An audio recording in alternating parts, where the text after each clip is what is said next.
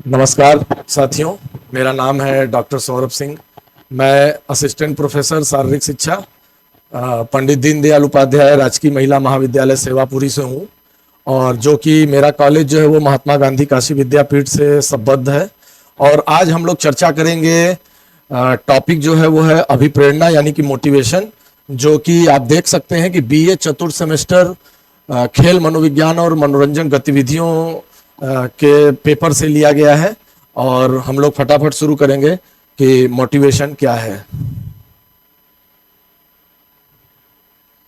भाग एक में हम लोग चर्चा करेंगे कि अभिप्रेरणा की प्रकृति यानी कि नेचर ऑफ मोटिवेशन। साथियों, आप सभी पहले से जान रहे होंगे कि मोटिवेशन यानी कि अभिप्रेरणा क्या है। और हम सभी जानते हैं कि जब भी हम कोई भी कार्य करते हैं तो हम किसी भी कार्य करने के लिए हम प्रेरित होते हैं, है ना।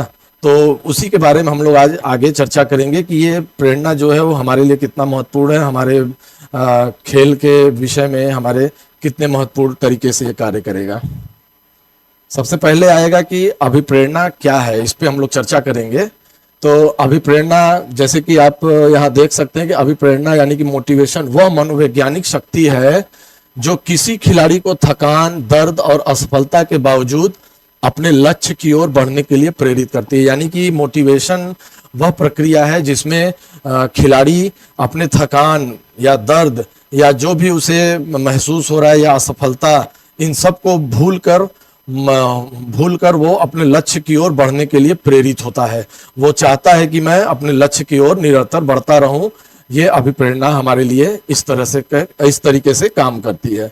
अगर हम अगर शब्दों में अगर अभिप्रेरणा को बताएं तो वह आंतरिक शक्ति या प्रक्रिया है जो किसी व्यक्ति के व्यवहार को सक्रिय करती है, उसे दिशा देती है और लक्ष्य प्राप्ति तक बनाए रखती है। यह क्यों का उत्तर देती है कि हम कोई कार्य क्यों करते हैं जो इच्छाओं और आवश्यकताओं से प्रेरित होकर व्यवहार में गति लाती है। यानी कि अगर हम ये कहें कि ये हमारी एक ऐसी आंतरिक शक्ति है जो हमें किसी भी कार्य को करने के लिए प्रेरित करती है, हमें आगे लक्ष्य, जो हमारा लक्ष्य है उसे प्राप्त करने के लिए हमें प्रेरित करता रहता है, हमें आगे बढ़ने का दिशा देता रहता है, हमें गति प्रदान करता रहता है। तो ये है अभिप्रेरणा। अगर हम मैंने एक महत्व यहाँ पे लिख रखा है, आप देख रहे होंगे कि महत्व, यह प्रयास की दिशा और तीव्रता को निर्धारित करती है। यानी कि ये कह रहा है कि जो भी मोटिवेशन जो है वो दिशा, मतलब हमें एक डायरेक्शन प्रदान करता है कि हमको किस दिशा में आगे बढ़ के अपने लक्ष्य को मैं प्राप्त कर सकता हूँ। और वो तीव्रता यानी कि वो फ्रीक्वेंसी, वो तीव्रता प्रदान करती है हमें, कि इंटेंसिटी प्रदान करती है कि हम कितने समय में या कितने तीव्रता से हम अपने लक्ष्य को प्राप्त कर सकते हैं। तो मोटिवेशन जो है वो हमको दिशा और तीव्रता दोनों प्रदान करता है अपने लक्ष्य की प्राप्ति के लिए। आगे बढ़ते हैं। और अभिप्रेरणा के प्रकार यानी कि टाइप्स ऑफ मोटिवेशन। मोटिवेशन जो है वो दो तरीके के हैं। पहला है आंतरिक यानी कि इंट्रिंसिक मोटिवेशन, और दूसरा जो है वो बाहरी यानी कि एक्सट्रिंसिक मोटिवेशन। आंतरिक मोटिवेशन हम ये कह सकते हैं कि वो जो ऐसा मोटिवेशन, ऐसी प्रेरणा जो हमें अंदर से महसूस होती है। यानी कि आप देख सकते हैं कि खेल के प्रति प्रेम, अगर मुझे किसी खेल के प्रति प्रेम है, मैं उसके लिए पहले से तैयार हूं। जैसे मुझे अगर फुटबॉल पसंद है तो मैं फुटबॉल खेलने के लिए प्रेरित हूं और मैं फुटबॉल की जितने भी स्किल है उसे सीखने के लिए तैयार हूं।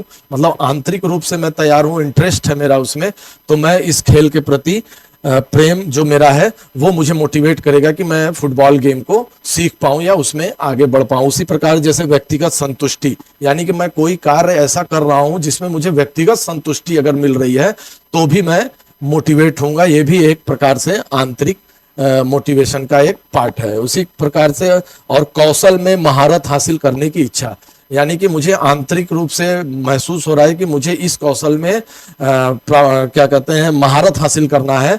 इस प्रकार से हम मोटिवेट होते हैं। ये आंतरिक मोटिवेशन के इस प्रकार से कि खेल के प्रति प्रेम, व्यक्तिगत संतुष्टि और कौशल में महारत हासिल करने की इच्छा। मतलब मुझे अंदर से महसूस हो रहा है कि मैं इस काम को कर सकता हूँ। आप दूसरों को देखकर। और जैसे कि मान लेते हैं, एक एग्जांपल लेते हैं कि अगर मैं बचपन से ही अगर मैं किसी खिलाड़ी को देख रहा हूं और उसके स्टाइल को देख रहा हूं, उस गेम को देख रहा हूं और मुझे उस गेम से प्यार है, तो मुझे भी उस गेम में आगे बढ़ने के लिए आंतरिक मोटिवेशन प्राप्त होता रहता है कि मैं भी ऐसा कर सकता हूं, मैं भी उसके जैसा बन सकता हूं। इस प्रकार से आंतरिक मोटिवेशन कार्य करता है, जो कि आपको अंदर से आपको इंटरेस्ट पैदा करता है, आपको लक्ष्य निर्धारण करने में सहायता प्रदान करता है।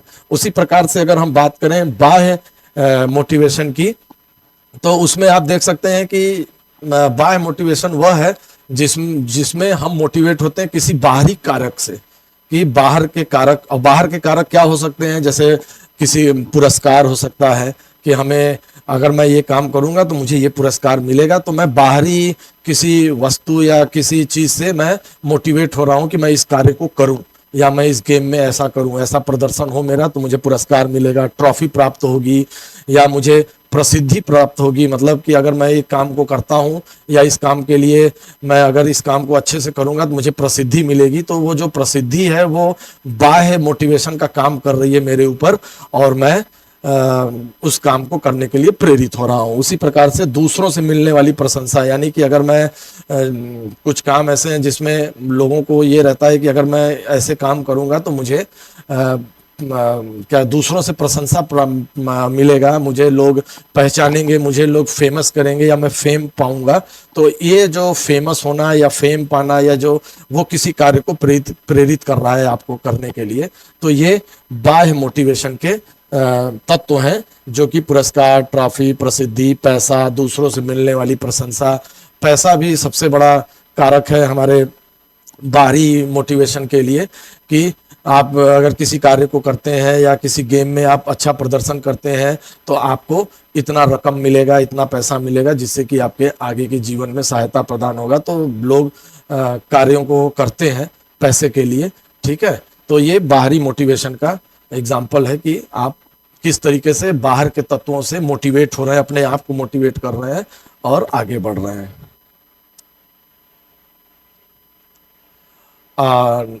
अब आगे बढ़ते हैं और ध्यान देते हैं कि प्रेरणा को प्रभावित करने वाले कारक, यानी कि फैक्टर्स इन्फ्लुएंसिंग मोटिवेशन। कुछ कारक हैं जो कि मोटिवेशन को इफेक्ट करती हैं। अब वो पॉजिटिव भी कर सकती हैं और नेगेटिवली भी इफेक्ट कर सकती है। तो मैंने कुछ पॉइंट्स को यहाँ लिख रखा है जो कि कारक हैं, जैसे कि व्यक्तिगत कारक। व्यक्तिगत कारक कौन कौन से हैं जो कि आपको प्रभावित कर रहे हैं, इन्फ्लुएंस कर रहे हैं आपके मोटिवेशन को। उसमें खिलाड़ी की जरूरतें, खिलाड़ी की क्या क्या जरूरत है, अगर उसे जो भी जरूरत है वो प्राप्त हो रहा है तो वो मोटिवेट होगा उस काम को करने के लिए। अगर नहीं प्राप्त हो रहा है तो वो डीमोटिवेट होगा। यानी कि दोनों स्थिति में ये प्रेरणा को प्रभावित कर रहा है खिलाड़ी के। फिर लक्ष्य और व्यक्तित्व, जैसे आपका लक्ष्य जो है वो निर्धारित अगर नहीं है तो आपका मोटिवेशन लेवल उतना हाई नहीं होगा, क्योंकि आप सही दिशा और रफ्तार नहीं पकड़ पाएंगे अपने लक्ष्य को प्राप्त करने के लिए। तो आपको लक्ष्य जो है वो भी अगर सही समय में और सही दिशा में लक्ष्य निर्धारित है तो वो आपको मोटिवेट करेगा कि उसको मैं प्राप्त कर सकूं। अगर आपका लक्ष्य सही से निर्धारित नहीं है तो मोटिवेशन उतना हाई नहीं होगा, आप डीमोटिवेट होंगे कि हमें प्राप्त क्या करना है। आपको पता ही नहीं है कि आपको हमें प्राप्त क्या करना है। तो लक्ष्य और व्यक्तित्व, यानी कि पर्सनालिटी भी कुछ हद तक प्रेरणा को प्रभावित करती है कि आप किस पर्सनालिटी के, आपकी व्यक्तित्व क्या है, आप किस तरीके से चीज़ों को देखते हैं, आपका तरीका क्या है उस चीज़ को प्राप्त करने का। तो मोटिवेशन पर ये प्रभाव डालता है। उसी प्रकार से अगला है स्थिति जन्य कारक, यानी कि जो स्थितियां हैं वो कैसे, वो जो कारक हैं उसमें ये कारक हैं। जैसे पहला है कोच की शैली, कोच किस तरीके से आपको कोचिंग दे रहा है, क्योंकि महत्वपूर्ण भूमिका निभाता है कोच मोटिवेशन में, आपके प्रदर्शन में आपको सिखाता है, हर समय आपके साथ रहता है। तो अगर कोच की शैली अच्छी है तो आप तो मोटिवेट होंगे और लक्ष्य को अपने सही रफ्तार में प्राप्त करेंगे, मोटिवेट होंगे। लेकिन अगर कोच की शैली अच्छी नहीं है तो आप अपने लक्ष्य को देरी से प्राप्त करेंगे या आप लक्ष्य से भटक भी सकते हैं।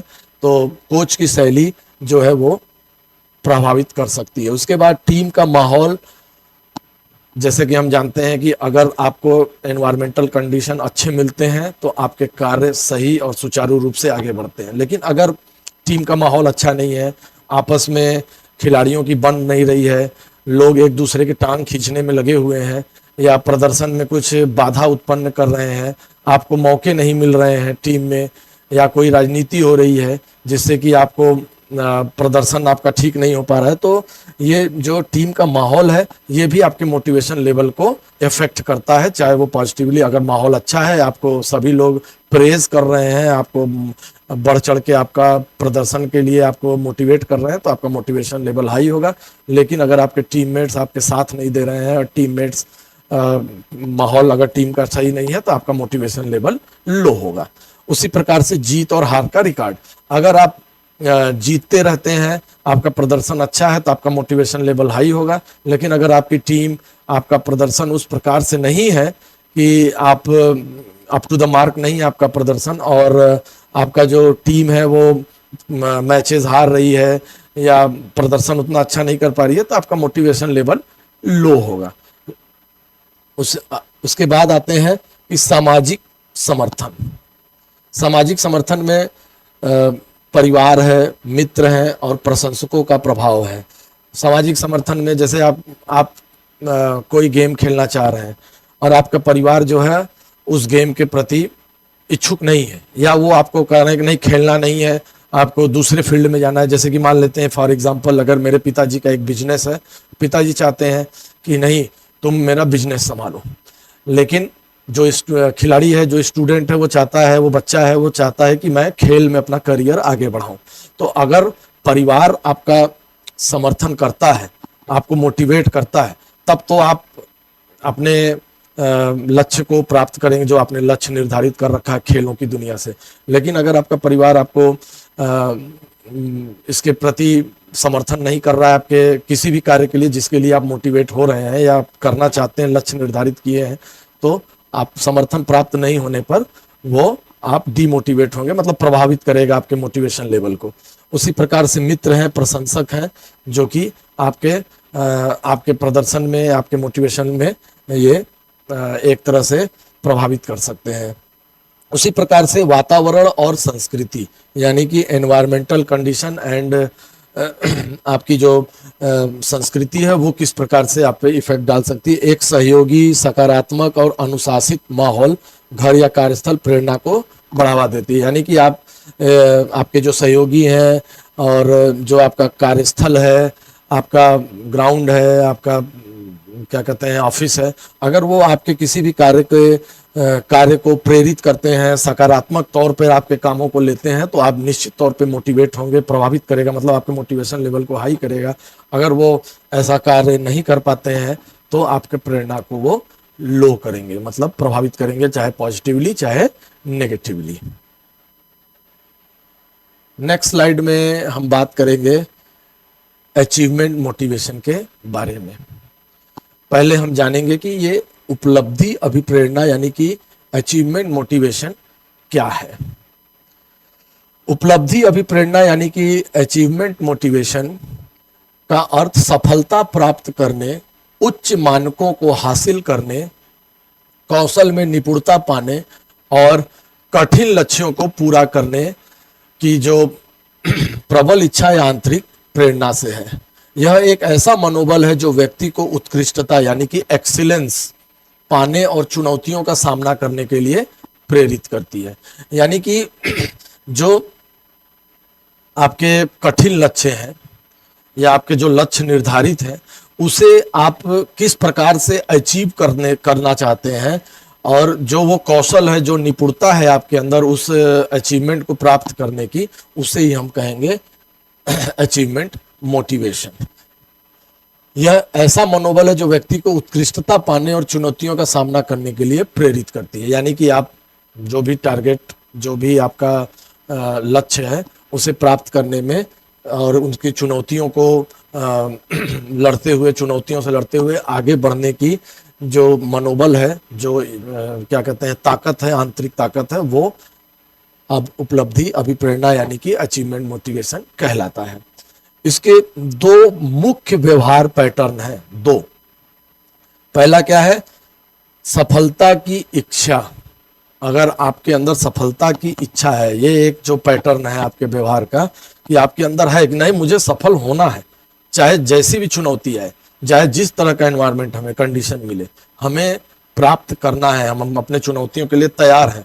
तो चुनौतियों को स्वीकार करना और कठिन परिश्रम करके हम अचीव करते हैं टारगेट को। दूसरा जो व्यवहार पैटर्न आपको देखने को मिलेगा, वो मिलेगा असफलता का डर। यानी कि आपको ये लगता है कि नहीं, अगर मैं असफल हो गया तो लोग क्या कहेंगे, या मैं पुरस्कार नहीं प्राप्त कर पाऊंगा, नेम एंड फेम नहीं प्राप्त कर पाऊंगा। तो ये जो ये असफलता का डर है, ये भी आपको अचीव करने में मदद करता है, आपके लक्ष्य को प्राप्त करने में। ये जो डर है ना, ये डर आपको अचीव करने में, आपके जो लक्ष्य निर्धारित है उसे प्राप्त करने में मदद करता है। तो ये जो दो व्यवहार पैटर्न आपको अचीवमेंट मोटिवेशन में मिलेंगे, एक सफलता की इच्छा कि नहीं आप एकदम इच्छित है, नहीं हमको ये सफलता प्राप्त करना है किसी भी कीमत पे, मैं तैयार हूँ, हर सिचुएशन को झेल जाऊंगा। लेकिन वही दूसरा पैटर्न आपको मिलेगा, नेगेटिव पैटर्न है ये, कि असफलता का डर। मतलब पहले से आप लग रहा है कि नहीं असफल हो जाऊंगा तो लोग क्या कहेंगे, या जो भी आपके अंदर डर निहित है, उस डर को, ये डर पे आपको आगे बढ़ने के लिए प्रेरित करता है। तो ये दो पैटर्न आपको उपलब्धि अभिप्रेरणा के लिए दिखाई देंगे। मुख्य पैटर्न में आप यहां पढ़ सकते हैं, खिलाड़ी चुनौतीपूर्ण परिस्थितियों कैसे प्रक्रिया देते हैं, यही दो प्रक्रियाएं, वो दो पैटर्न व्यवहार के ये देते हैं। आगे चलते हैं, भाग 2, मोटिवेशनल टेक्निक्स। हम भाग 2 में बात करेंगे कि प्रेरणादायक जो तकनीक है, वो तकनीक कौन कौन से हैं, हम उन तकनीकों का इस्तेमाल करके कैसे मोटिवेट हो सकते हैं। सबसे पहले हम बात करेंगे कि जो हमारा लक्ष्य निर्धारण है वो स्मार्ट तरीके से होना चाहिए, है ना। तो स्मार्ट तरीके से हम लक्ष्य को कैसे निर्धारित करेंगे, आप यहाँ पे देख सकते हैं, SMART, यानी कि स्पेसिफिक। यहाँ पे भी आप देख सकते हैं, स्पेसिफिक माने आपका जो लक्ष्य है वो एकदम स्पष्ट होना चाहिए।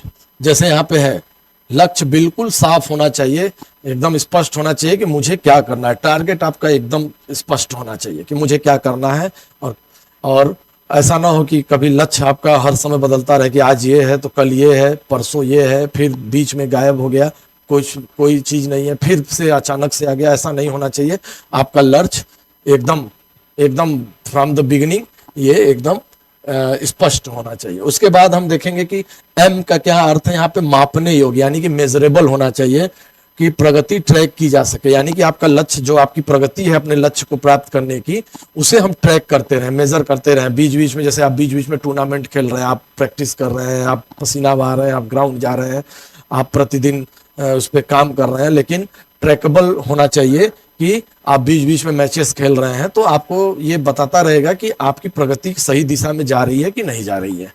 फिर उसके बाद ए, यानी कि प्राप्त करने योग्य, अचीवेबल, यथार्थवादी होना चाहिए। आपका लक्ष्य जो है ना वो अचीवेबल होना चाहिए। मतलब लक्ष्य ऐसा निर्धारित करना है जो कि आपका वो अचीव किया जा सके। ऐसा असंभव टाइप का लक्ष्य नहीं रखेंगे जो कि अचीवेबल ना हो। और अगर मैं तो ये कहूंगा कि आप लक्ष्य को छोटे छोटे साइकिल्स में रखिए, कि सबसे पहले सबसे बड़े लक्ष्य को आप, जैसे कि हम एक स्पोर्ट ट्रेनिंग की बात करेंगे कि उसमें साइकिल्स होते हैं, तो meso cycle, micro cycle, meso cycle और मैक्रो साइकिल, यानी कि छोटे से बड़े की तरफ। तो हमारा अगर माइक्रो साइकिल की बात करें ट्रेनिंग की, तो वो मान लेते हैं कि वो लंबे समय तक चलने वाली ट्रेनिंग है ना। तो हम मान लेंगे कि हमको अपने लिए, फॉर एग्जांपल, मुझे ओलंपिक के लिए तैयारी करना है, मेरा लक्ष्य है कि मैं ओलंपिक में खेलूं। तो उसके लिए ऐसा नहीं है कि आप सीधे ओलंपिक में चले जाएंगे खेलने। आप छोटे टारगेट, ऐसे टारगेट रखिए जो उस लक्ष्य को प्राप्त करने में छोटे टारगेट्स काम है। एकदम स्पष्ट लक्ष्य होना चाहिए कि सबसे पहले हमको जो हमारे स्टेट की टीम है उसमें सिलेक्शन होगा, या स्टेट लेवल के टूर्नामेंट में मुझे अच्छा प्रदर्शन करते हुए मेडल लाना है।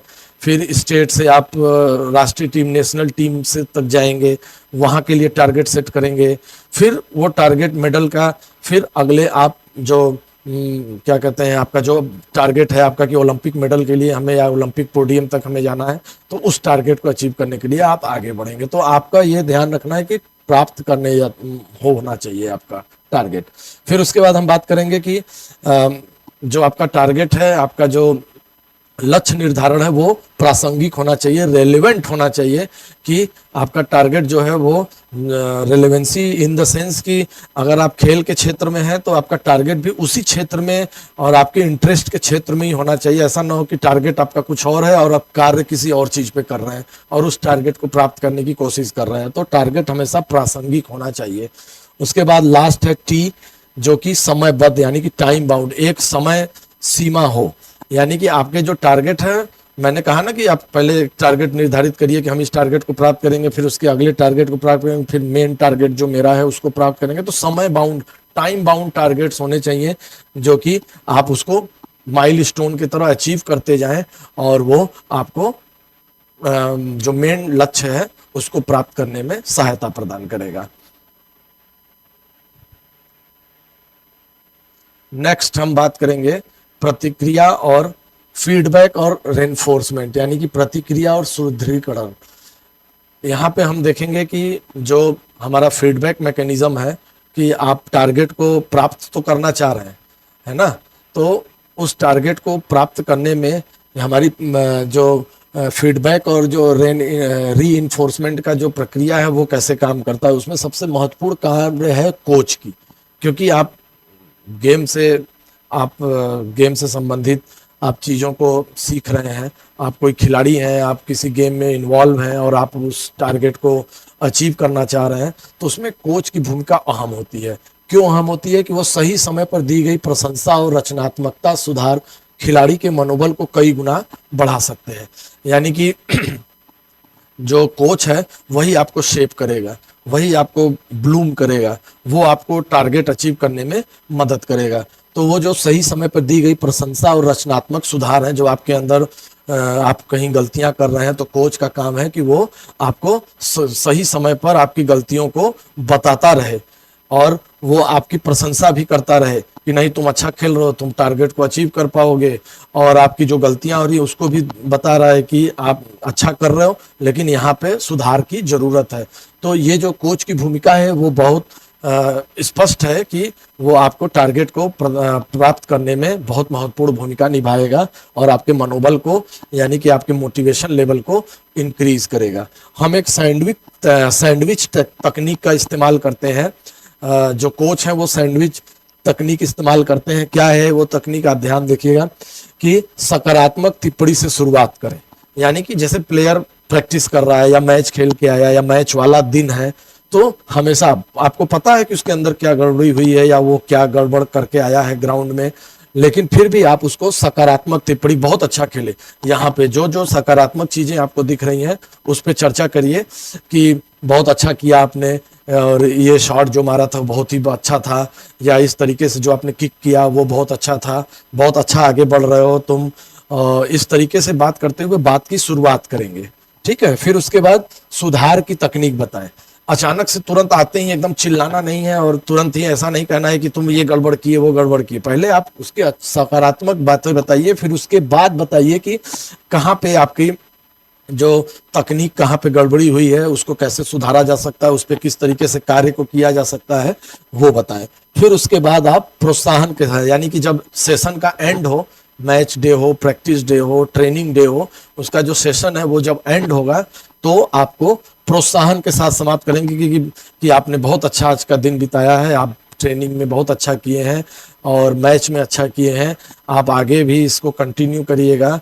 कुछ सुधारों के साथ आप मतलब प्रोत्साहन देते हुए, मनोबल को बढ़ाते हुए समाप्त करेंगे उस सेशन को। तो ये जो सैंडविच तकनीक है, अगर हम इसका इस्तेमाल करेंगे तो खिलाड़ियों का मनोबल सदैव ऊंचा होगा। ये जो तकनीक है ये मोटिवेशन लेवल को हाई करेगा।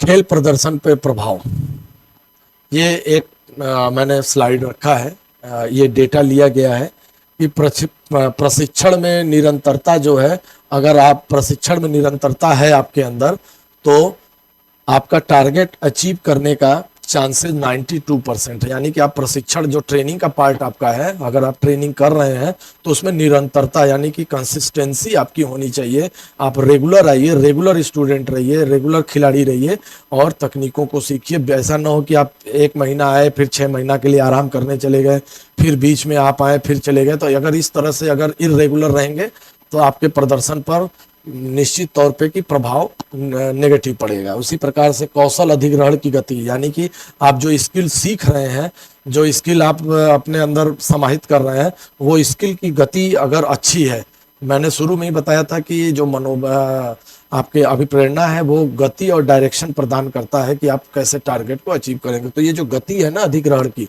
ये अगर स्पष्ट है, आपकी सीखने की तकनीक अच्छी है, आप बातों को ध्यान दे रहे हैं, आप कोच की बातों का ध्यान दे रहे हैं, कोच के बताए हुए चीज़ों पर ध्यान दे रहे हैं, तो अगर ये गति आपकी अच्छी है तो चांसेस हैं कि 85% आप जो है प्रभाव प्रदर्शन पर, मतलब अच्छा प्रदर्शन करने का पड़ेगा। उसी प्रकार से तनाव के दौरान प्रदर्शन, अगर आप स्ट्रेस में हैं, और जाहिर सी बात है कि अगर हम गेम खेलते हैं या हम मैचेस खेलते हैं, टूर्नामेंट खेलते हैं, तो हमारे ऊपर तनाव हावी हो ही जाता है। तो हम हमेशा अपने क्लास में भी मैं बताता हूँ कि तनाव हावी हो तो आपके प्रदर्शन पे वो बहुत अच्छा प्रभाव डालेगा। तनाव में चीज़ें सीखने का, अपनी चीज़ें बाहर निकालने का और बताने का अच्छा मौका होता है, लेकिन तनाव ऑप्टिमम लेवल पर होना चाहिए। अगर तनाव ऑप्टिमम लेवल क्रॉस करता है तो वो फिर नेगेटिवली इफेक्ट करने लगेगा आपके प्रदर्शन को, जो कि वो खिलाड़ी के लिए अच्छा नहीं होगा। तो अगर तनाव के दौरान आप तनाव में रहते हुए भी प्रदर्शन को आप सही कर पाते हैं तो निश्चित तौर पे आपके खेल के प्रदर्शन पर प्रभाव जो है वो अच्छा ही पड़ेगा। 78% चांसेस है कि आपका प्रदर्शन अच्छा होगा। अगर आपका तनाव प्रबंधन अच्छे तरीके से है तो निश्चित तौर पे आप तनाव में भी अच्छा प्रदर्शन करेंगे। उच्च प्रेरणा शारीरिक सीमाओं को पार करने में मदद करती है। ये जो कोट है मैंने इसलिए लिखा है कि अगर आपके अंदर मोटिवेशन लेवल हाई है, आप किसी भी कंडीशन में आप अपने आप को बना के रखते हैं, तनाव हो चाहे एग्रेशन हो, गेम के दौरान जो चीज़ें आती रहती हैं उन सब में अगर आप ऑप्टिमम लेवल तक अपने आप को रखते हैं तो निश्चित तौर पे आप जो है चीज़ों को, अपने लक्ष्य को, अपने परफॉर्मेंस को एनहेंस कर पाएंगे।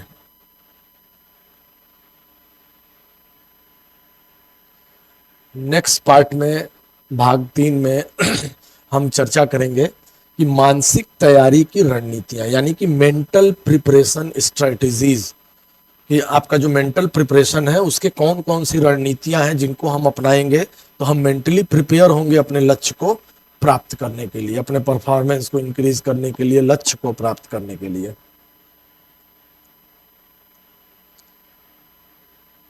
सबसे पहला है ध्यान और एकाग्रता, अटेंशन एंड फोकस। ध्यान, सबसे पहले हम जानेंगे कि ध्यान है क्या। हम लोग अपने आम भाषा में हमेशा बोलते हैं भाई ध्यान से पढ़ो, ध्यान दे के पढ़ो, ध्यान से खेलो, ध्यान से बैटिंग करो, ध्यान से इस गेम पे, इस स्किल पे फोकस करो, ध्यान लगाइए। तो ध्यान है क्या, पहले सबसे पहले हम जाने व्हाट इज अटेंशन। अटेंशन एक ऐसी चयनात्मक प्रक्रिया यानी कि सेलेक्टिव प्रोसेस है जिसमें व्यक्ति अपने परिवेश में मौजूद अनगिनत उद्दीपनों यानी कि स्टिमुली में से कुछ खास पर अपनी एकाग्रता केंद्रित करता है ना।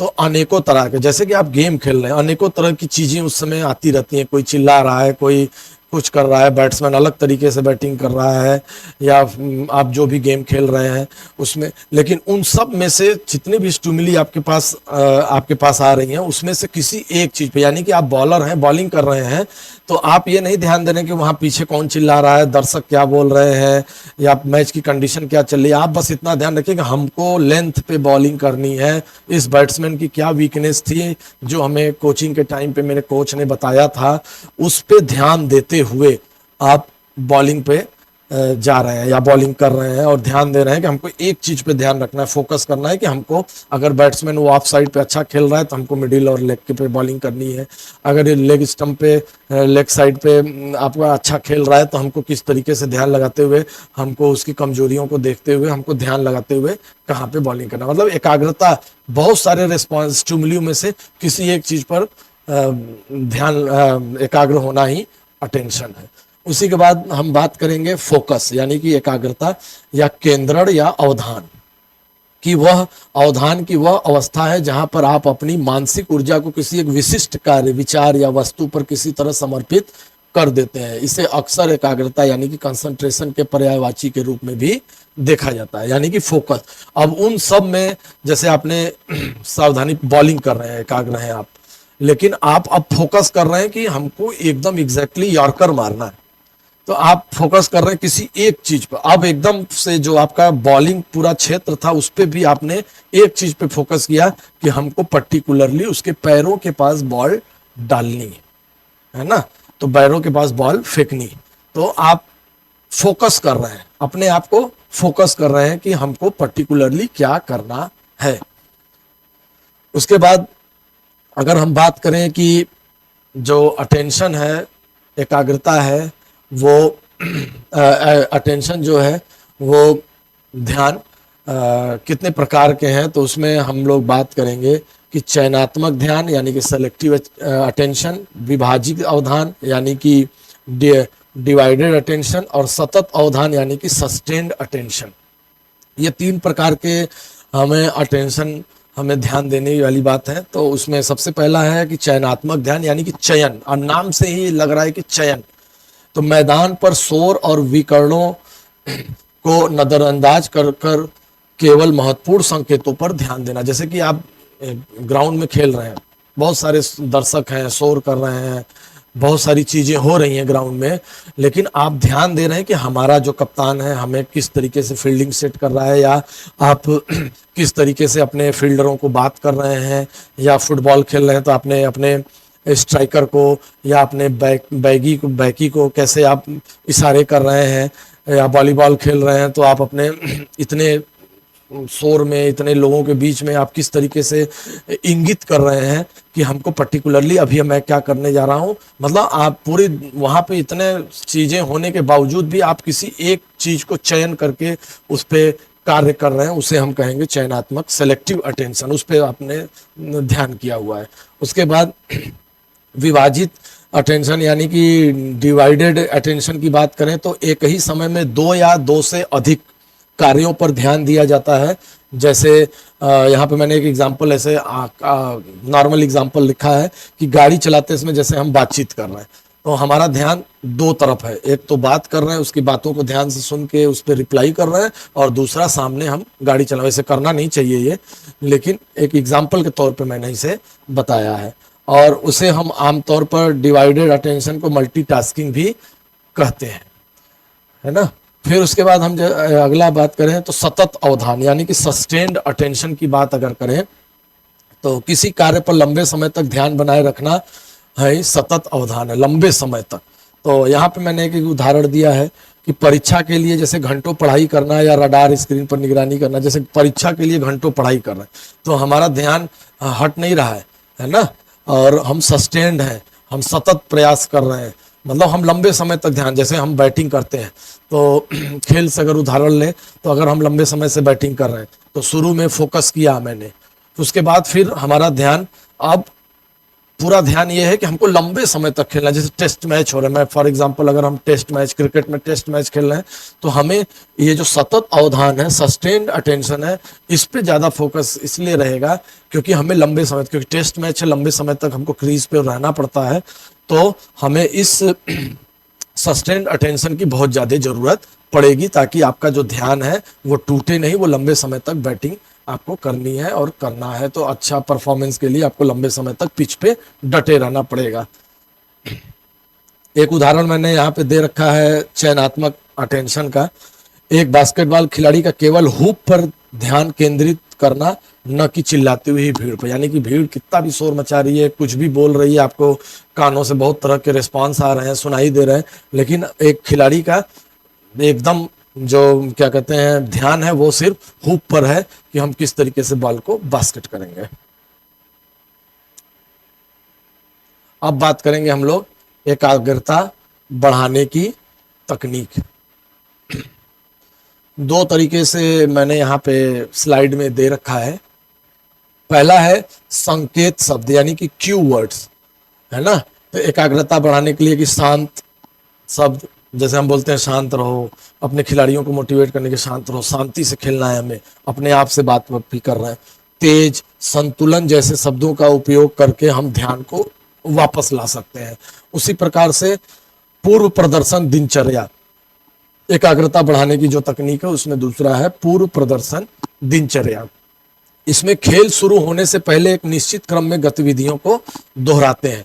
मतलब कि जैसे कि अभी गेम स्टार्ट होने जा रहा है, हमारा मैच स्टार्ट होने जा रहा है, तो हम जो पूर्व में एक दिन पहले जो मैंने प्रैक्टिस किया था, किस तरीके से उस कंडीशन के हिसाब से, उस पिच के हिसाब से हमको मैच खेलना है क्रिकेट में, तो हम उस चीज़ों को पूर्वाभ्यास कर रहे हैं, मतलब मन में सोच रहे हैं, एकाग्रता बढ़ा रहे हैं कि मैंने कल इन बॉलों पे ऐसे प्रैक्टिस की थी, तो वो कैसे किया था, किस तरीके से शॉट खेल रहा था, अगर अभी आने वाले मैच में अभी जो मैं जाऊंगा खेलने उस पर किस तरीके, अगर वैसे बॉल आती है तो मैं किस तरीके से बैटिंग करूंगा।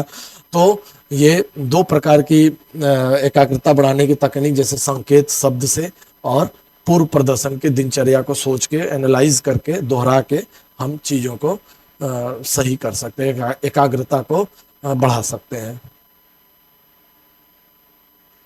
नेक्स्ट इज स्व चर्चा, यानी कि सेल्फ टॉक।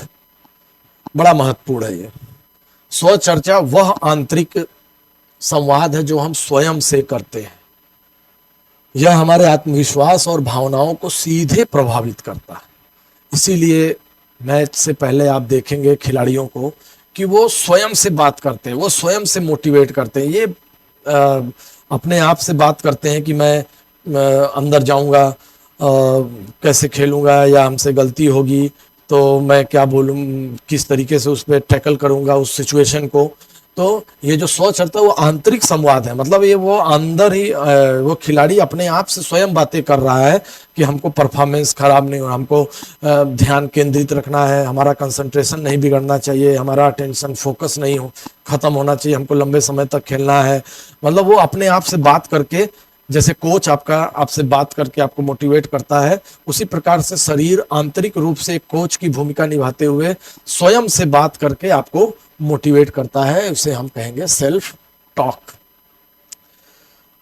ये जो सेल्फ टॉक है ये किन चीज़ों में हमें फायदेमंद है? नकारात्मक विचारों को रोकने में हमें मदद करती है, आत्मविश्वास को निर्माण में सहायता प्रदान करती है, और तकनीकी सुधार पर ध्यान देने में। जैसे तकनीकी सुधार का मतलब ये है कि हम अगर खेल रहे हैं, हमारा स्किल जो है वो सही प्रकार से नहीं हो पा रहा है, तो हम अपने आप से बात करके अपनी चीज़ों को, जैसा कि कोच ने आपको बताया था उस तरीके से बात करके कि अगर इस तरीके से बॉल है, या इस तरीके से हमें किक मारना है, या इस तरीके से हमें रैली करनी है, तो कैसे कोच ने बताया, तो उस तरीके से बात करके आप अपने स्किल को फिर से पुनः तकनीक में सुधार लाके अपने परफॉर्मेंस को आगे कैरी फॉरवर्ड कर सकते हैं।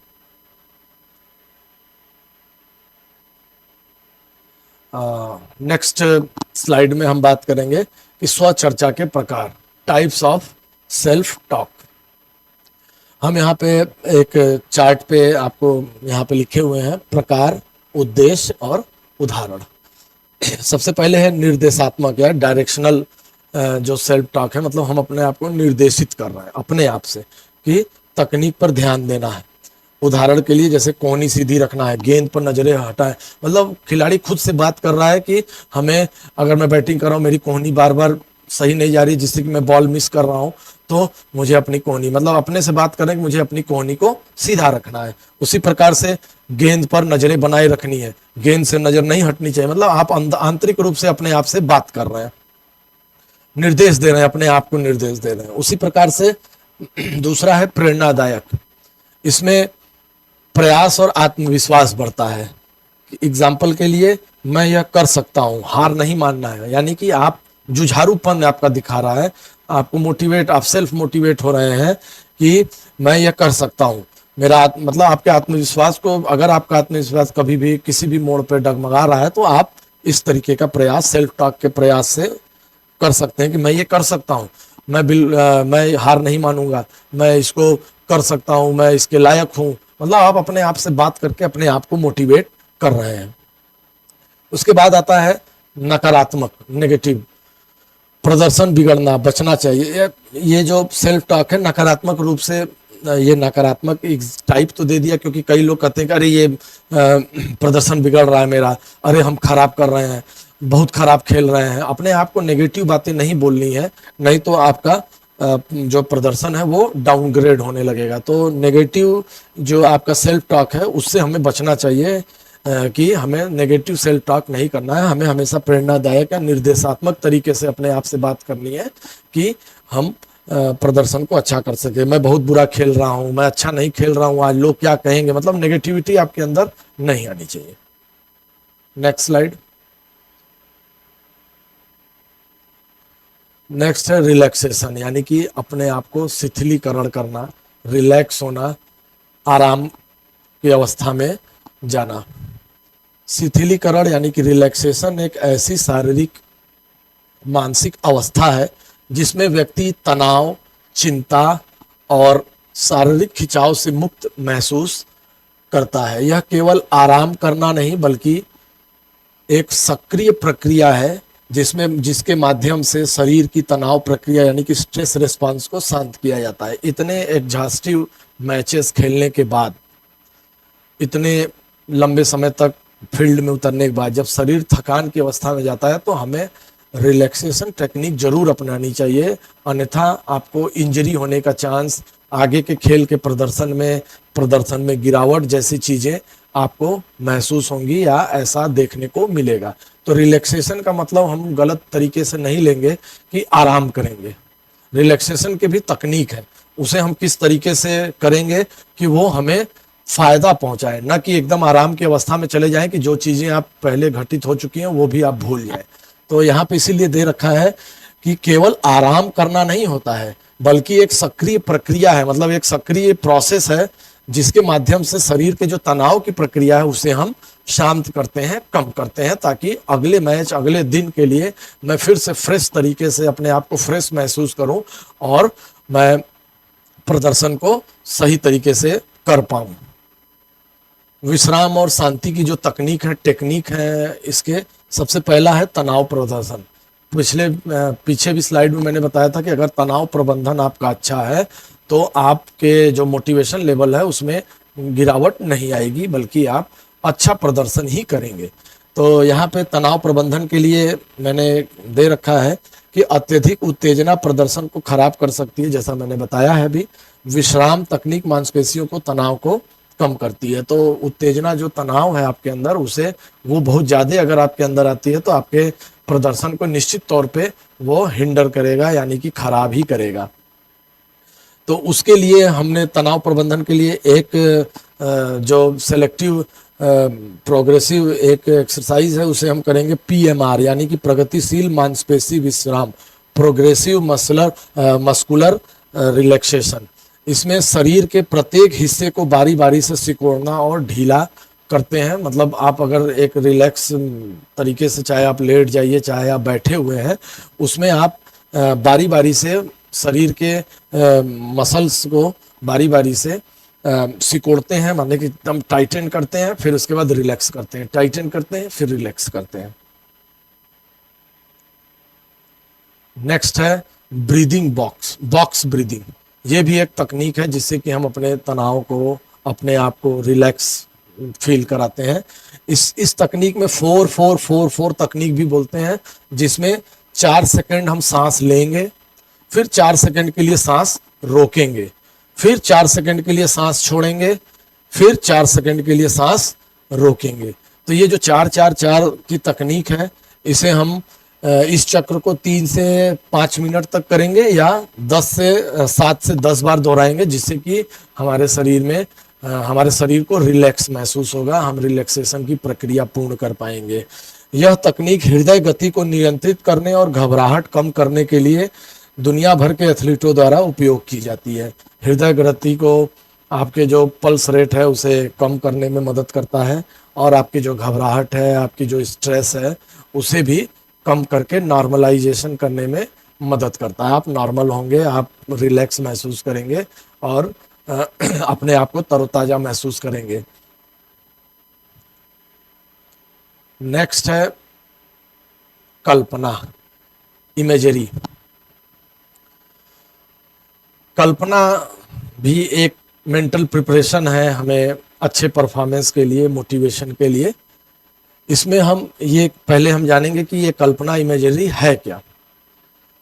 एक ऐसी संज्ञानात्मक प्रक्रिया, कॉग्निटिव प्रोसेस है, जिसमें हम उन सूचनाओं या अनुभवों का मन में अनुभव करते हैं जो उस समय हमारे सामने उपस्थित नहीं होते हैं।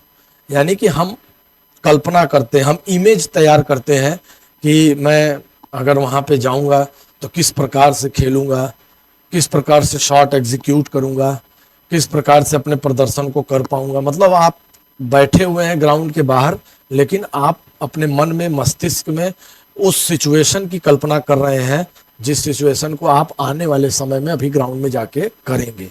और इससे आपको मदद मिलती है कि अगर इस तरीके से अगर कोई बॉल आती है या इस तरीके से कोई सिचुएशन क्रिएट होता है किसी गेम में, उसको मैं कैसे टैकल करूंगा। तो ये जो इमेजरी कल्पना है ना, ये बहुत ही महत्वपूर्ण भूमिका निभाती है आपके परफॉर्मेंस के लिए।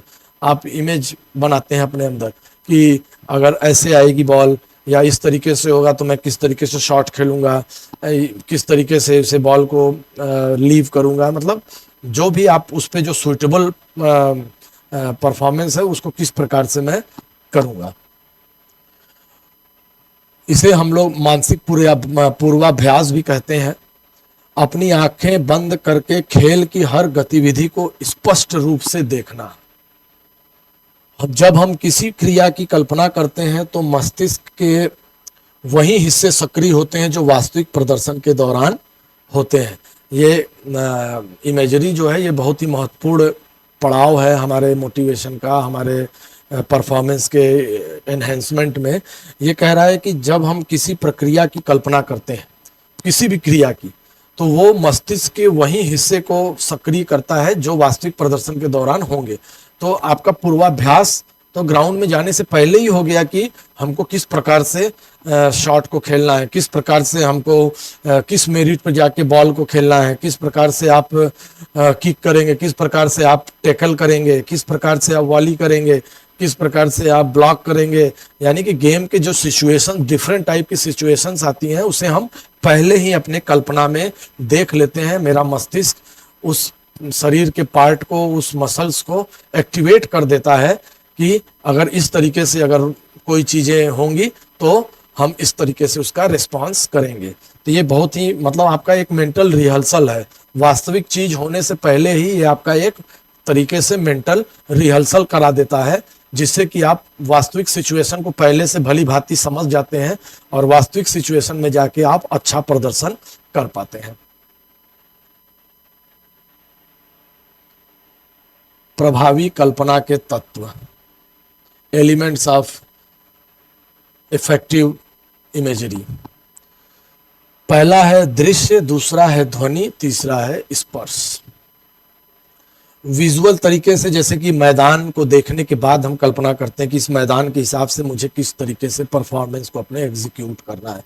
गेंद, विरोधियों को देखना, यानी कि हम तो फॉर एग्जांपल जैसे हम लोग कभी खेलने जाते हैं और विरोधी टीम में कोई ऐसा प्लेयर है जो बड़ी गणमान्य है, बहुत तगड़ा है, बहुत ही अच्छा प्लेयर है, जिससे कि आपको देखने पर ही लग रहा है कि अरे ये बॉलिंग करेगा या ये इस तरीके से गेम को खेलेगा, तो मैं कैसे टैकल करूंगा इसकी बॉलों को या इसके सिचुएशन को।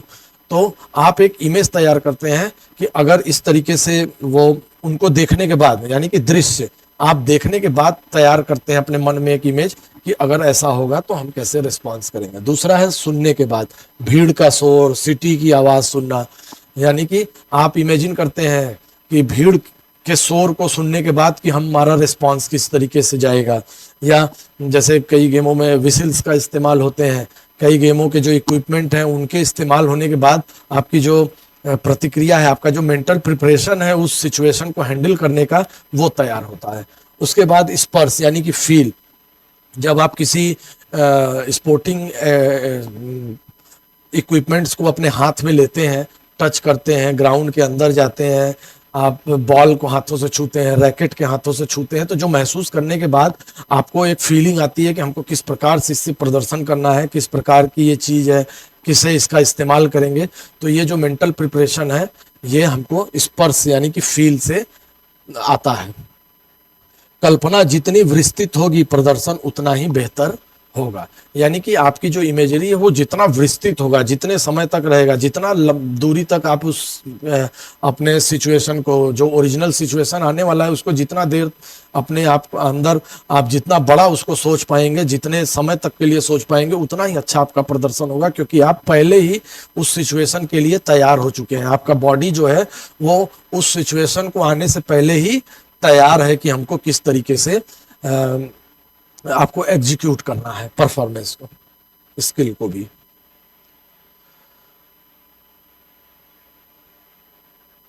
पूरे इस यूनिट यानी कि मोटिवेशन अभिप्रेरणा की यूनिट का जो सार है, जो निष्कर्ष निकल के आया है, वो है सफलता केवल शारीरिक कौशल से नहीं बल्कि एक मजबूत मानसिक नींव से आती है। प्रेरणा वह ईंधन है जो आपको शुरू करता है और मानसिक तैयारी वह इंजन है जो आपको लक्ष्य तक पहुंचाता है। ये कह रहा है कि सिर्फ आप कौशल सीख गए तो जरूरी नहीं है कि आप जो है सफलता प्राप्त करेंगे, आप अपने लक्ष्य को निर्धारित करें, बल्कि कौशल के साथ साथ एक मानसिक नींव, मजबूत मानसिक नींव जैसे कि प्रेरणा और मानसिक तैयारी अगर आपकी अच्छी है, वो ईंधन है एक तरह से प्रेरणा, जो कि आपके काम को शुरुआत देती है, और मानसिक तैयारी जो है वो इंजन है जो कि काम को आगे यानी कि परफॉर्मेंस को आगे बढ़ाने में, लक्ष्य तक पहुंचने में आपके मदद करती है। तो बहुत बहुत धन्यवाद दोस्तों, और अब मुझे आशा है कि आपको ये जो लेक्चर है आज का पसंद आया होगा। बहुत बहुत धन्यवाद।